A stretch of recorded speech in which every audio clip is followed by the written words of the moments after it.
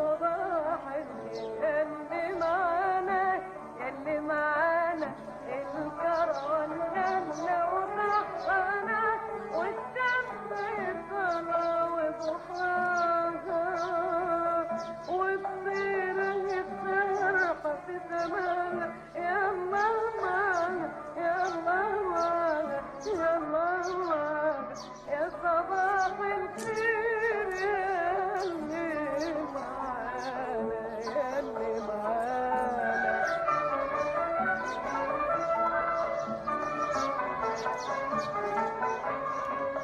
صباح الخير، ازيكم؟ عاملين ايه؟ يا رب تكونوا في خير.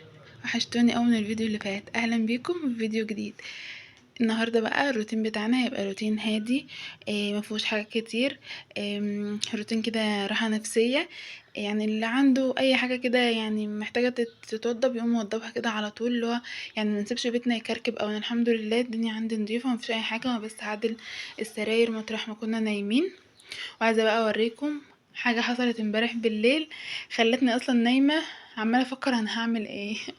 بص، انا كنت قاعده وحاطه هنا، حتى هنا كوبايه نسكافيه بشربها عادي جدا بالليل. تمام، عايزه اقول لكم اللي حصل بقى. بص، انا شلت البياضه بتاعتها، حطيتها في الغساله اتغسلت، وعايزه بقى اغسل طبعا المخده. بص،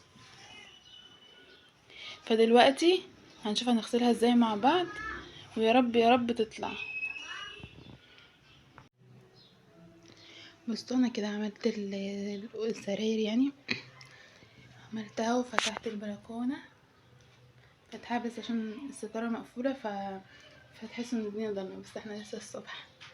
النهارده انا صحيح بدري جدا، يعتبر اصلا ما نمتش يعني. بصوا بقى. انا ما عنديش معطر، فقلت هرش من السبراي ده. بصوا، بتاعته باظت وما استخدمتوش لسه والله، لسه بحاله بتاعه باظت. اعمل ايه؟ يلا خير، الحمد لله. الحمد لله، انا كده خلصت اهوت. انا كده هنا بحط الحاجات هنا عشان تبقى جنبي يعني وكده.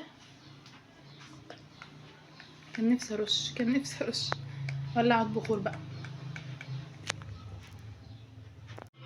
تعالوا بقى نحط دور غسيل برضو عشان ما نكومش الحاجه علينا. كده بقى تتملى، وما تتملى بقى نحط دور الهدوم. وهنا كنت انا عملت الغدا، فدلوقتي بقى نظبط المطبخ مع بعض. مبوش يعني مواعين كتير ولا حاجه، هما بس شويه دول، والحلل فيها يعني اكل مش هتتغسل غير لما تخلص بقى. هنغسل بس شويه دول وخلاص. هحط بقى المعيار اللي بحطه في الاريال اهو، وبحط كمان شويه كلوركس الوان،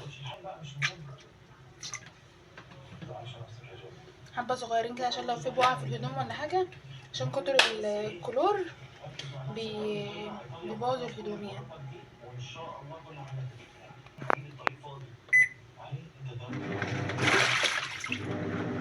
ماشي، بس الميه كده نبدا نحط الهدوم.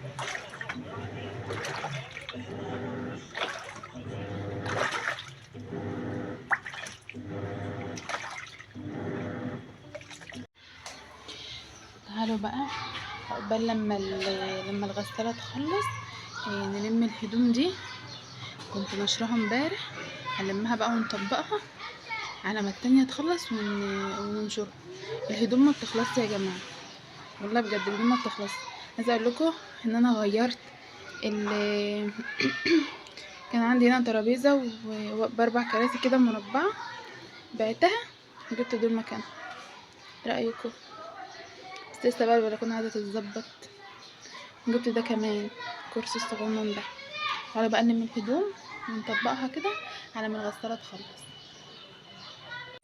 بصوا بقى، انا هنا طبقت الهدوم، انا بقى في الدواليب وكمان عملت ايه،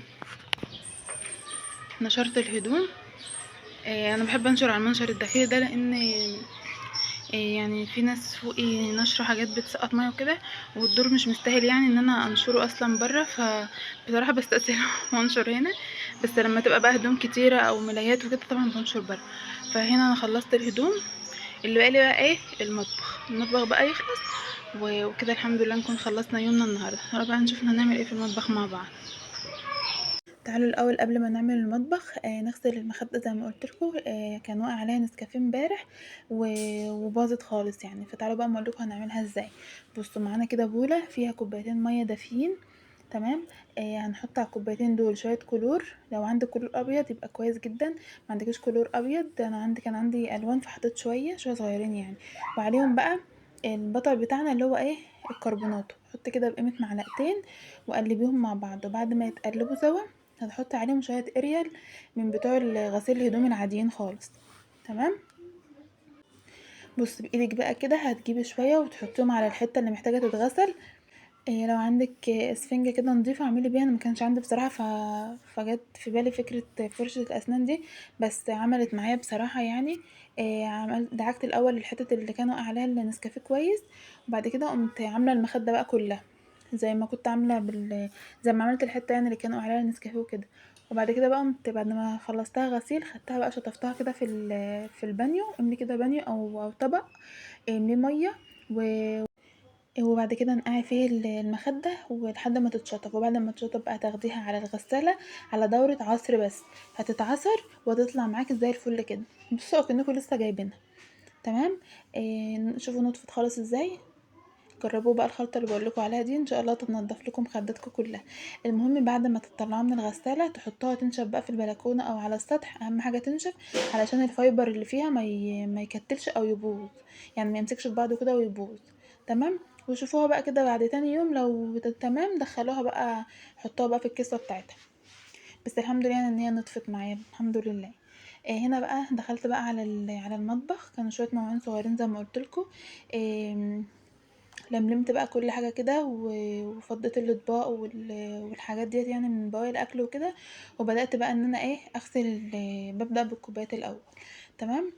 آم، جماعة بجد لو انا فاكرة كده لو حد له حل لازازة السبراي اللي وريتها لكم في اول الفيديو اللي هي بتاع اللي بتبخ دي باظت خالص.